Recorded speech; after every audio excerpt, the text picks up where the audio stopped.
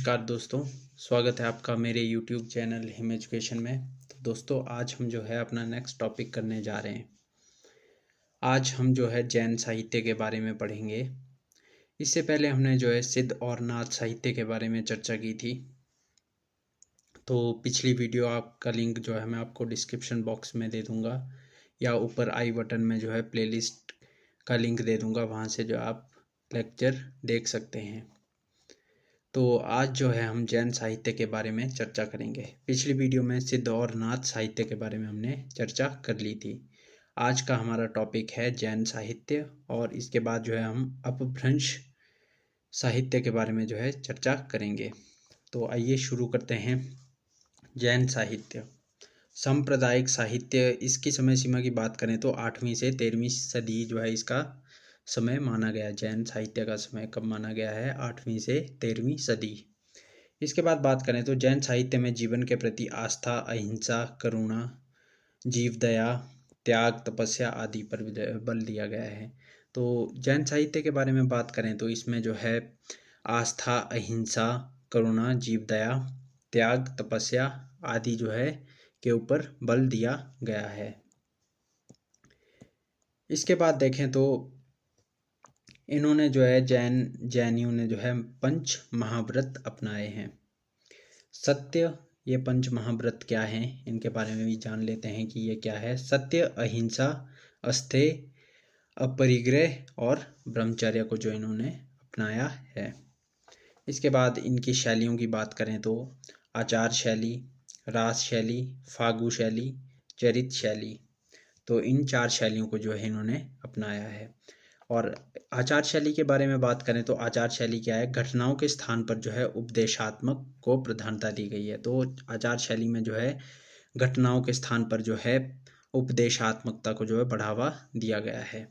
इसके बाद बात करें रास शैली की, तो रास शैली में जो है जीवनियाँ, क्रीड़ा के साथ जो है नृत्य और प्रबंध काव्य होता है। इसके बाद फागु शैली की बात करें तो इसमें जो है उपदेश होते हैं, बसंत ऋतु के कुछ मनोरम गीत होते हैं और मुक्त काव्य होता है। इसके बाद लास्ट है हमारी चरित शैली।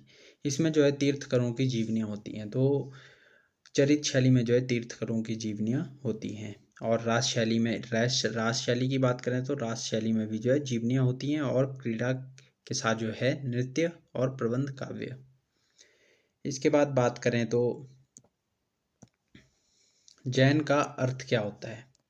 तो जैन के अर्थ की बात करें तो कामनाओं पर विजय प्राप्त करना ही जो है जैन का अर्थ है। तो जैन के अर्थ की बात करें तो कामनाओं पर विजय प्राप्त करना, तो ये भी आपने याद रखना है। जैन रचनाकारों की भाषा की बात करें तो इनकी भाषा जो है साहित्यिक परिनिष्ठित अपभ्रंश भाषा है।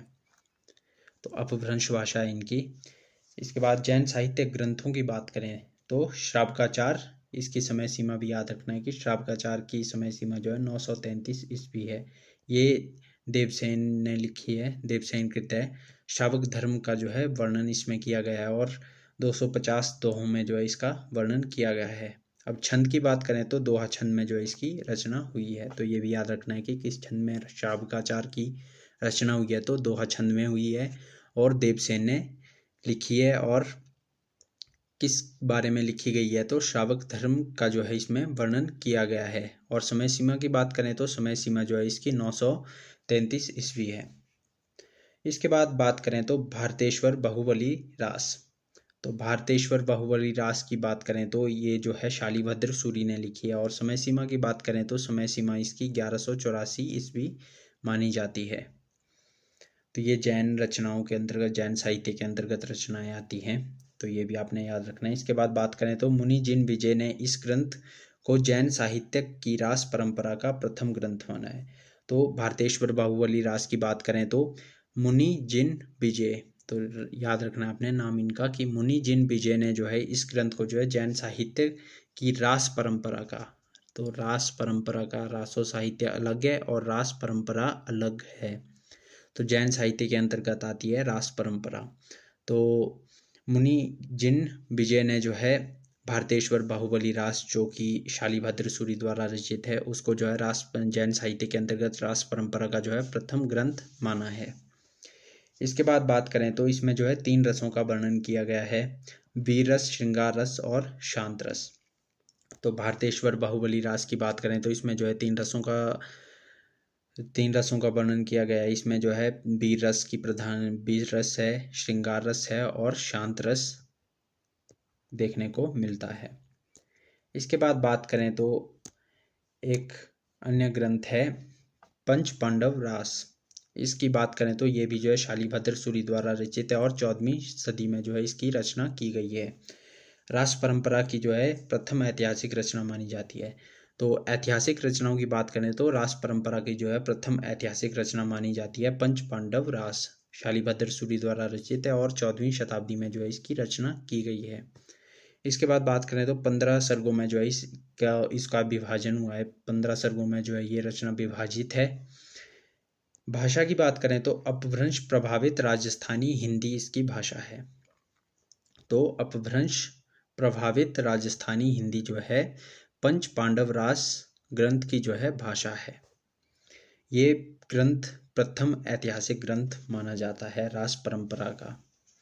चंदनवाला रास, आसगू कवि ने जो है इसकी रचना की है। कब की है? 1200 ईस्वी में जो है इसकी रचना की गई है।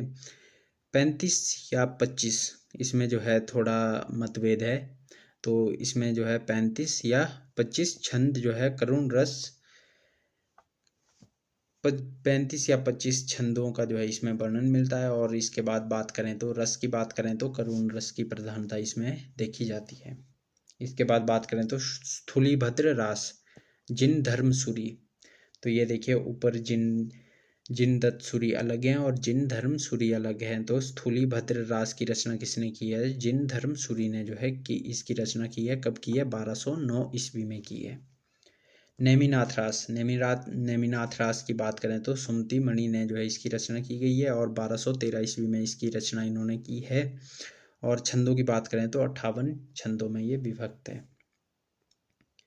इसके बाद बात करें तो नेमिनाथ फागु, इनके अन्य ग्रंथों की बात, नेमिनाथ फागु इनके अन्य ग्रंथ नहीं है। ये इनसे इसी नाम से, इसी टाइटल से जो है रिलेटेड अन्य रचनाएं ये जिनमें कन्फ्यूजन हो सकती है। तो ये इसमें मैंने डाल के रखी है।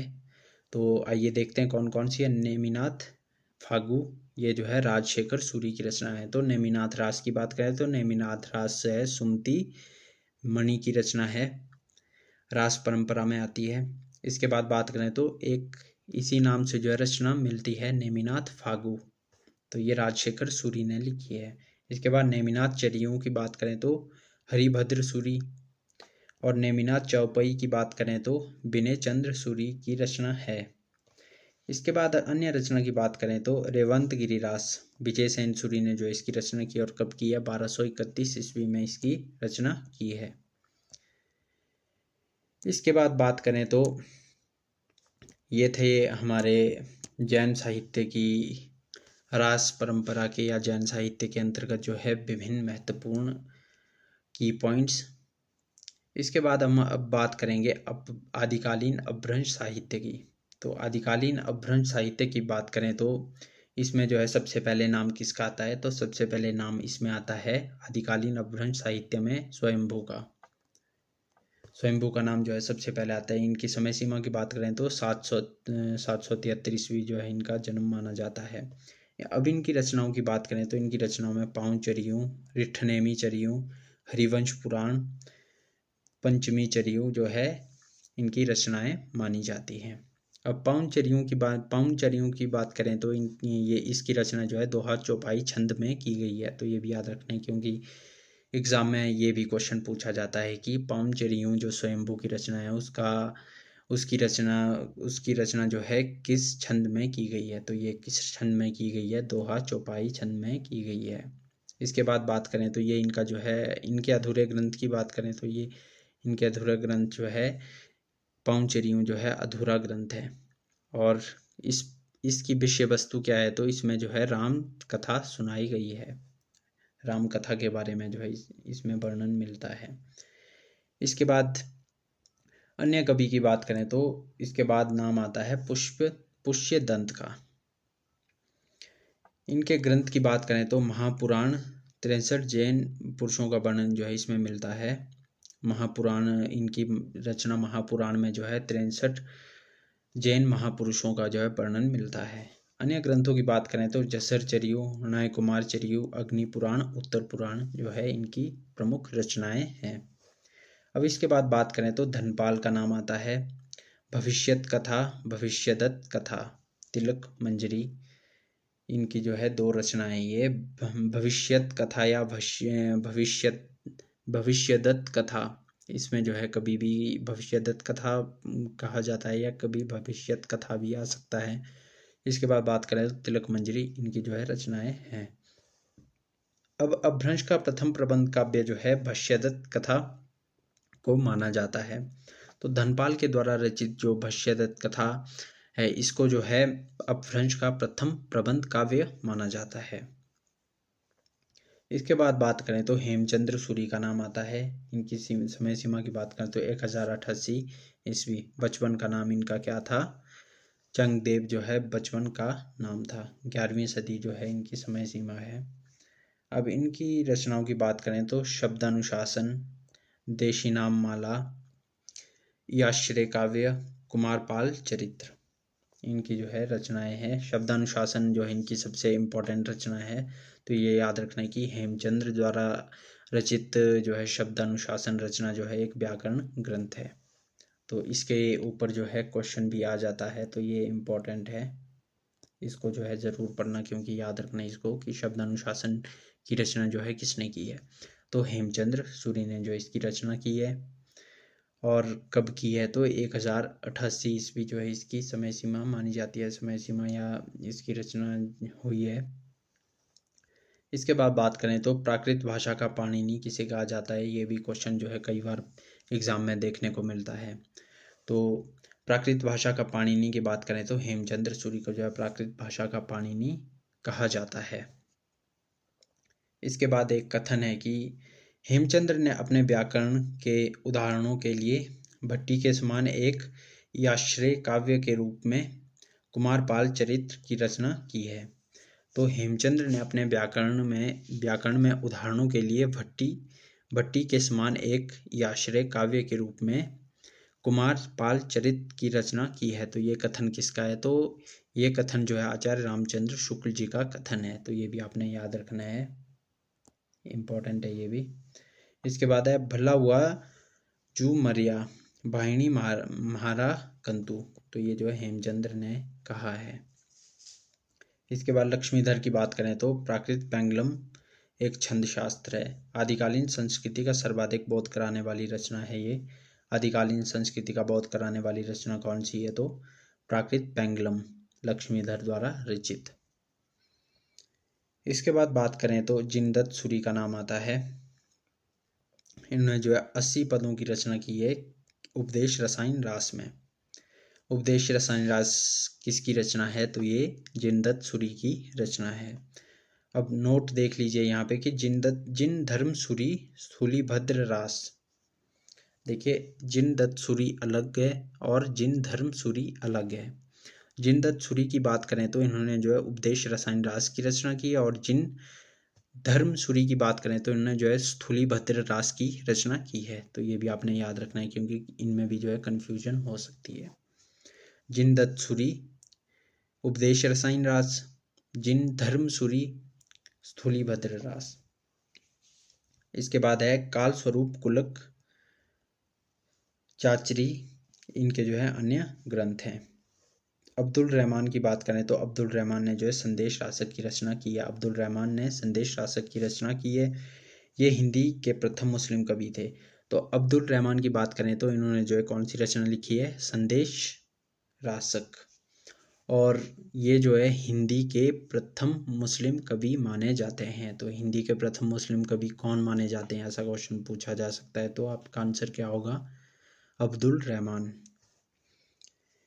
इसके बाद बात करें तो षट ऋतु का सर्वप्रथम उपयोग इसी ग्रंथ में हुआ था। तो ये इम्पोर्टेंट क्वेश्चन है कि षट ऋतु का प्रथम जो है वर्णन किस ग्रंथ में हुआ है? तो आपका आंसर क्या होगा? संदेश रासक। संदेश रासक जो है आपका आंसर होगा। क्योंकि इसमें जो षड ऋतु का जो है वर्णन किया गया है, और इसके बाद जो है 12 मासा का वर्णन किसमें किया गया है, तो 12 मासा का वर्णन जो है बीसलदेव रासों में मिलता है। ये हम आगे पढ़ेंगे। अभी जो है हमारा चला है अपभ्रंश, आदिकालीन अपभ्रंश साहित्य, तो इसमें जो है ये है। इसके बाद बात करें तो हजारी प्रसाद द्विवेदी ने हिंदी की पहली रचना मानते हैं इसे, जो है संदेश रासक को जो है हजारी प्रसाद द्विवेदी हिंदी की पहली रचना मानते हैं। तो ये क्वेश्चन भी आ सकता है कि हजारी प्रसाद द्विवेदी के अनुसार जो है हिंदी की पहली रचना कौन सी है, तो आपका आंसर क्या होगा, संदेश रासक। किसके द्वारा रचित है ये, अब्दुल रहमान के द्वारा जो है रचित है। तो ये था आज का हमारा टॉपिक। तो अगर वीडियो अच्छी लगी हो तो लाइक करें, शेयर करें, कमेंट करें, और अगर चैनल पर नए हो तो सब्सक्राइब ज़रूर करें। इससे पहले हमने जो है सिद्ध और नाथ साहित्य के बारे में चर्चा की थी, उसकी वीडियो का लिंक जो है मैं आपको डिस्क्रिप्शन बॉक्स में दे दूंगा, और ऊपर आई बटन में भी जो है आपको वीडियो का लिंक दे दूंगा। इसकी हमने अलग से प्लेलिस्ट बना के रखी है, हिंदी नेट इकाई 2 की हिंदी साहित्य का इतिहास। तो इसके जो है हमने 3 लेक्चर पहले कर लिए हैं, ये हमारा चौथा लेक्चर है आज, तो उसको भी आप देख लीजिएगा। इसके बाद जो है हम अलग अपना जो है नेक्स्ट टॉपिक करेंगे। तो हमारा नेक्स्ट टॉपिक रहेगा राज्याश्रित काव्य। तो राज्याश्रित काव्य के बारे में जो हम चर्चा करेंगे अगली नेक्स्ट वीडियो में। तब तक के लिए धन्यवाद।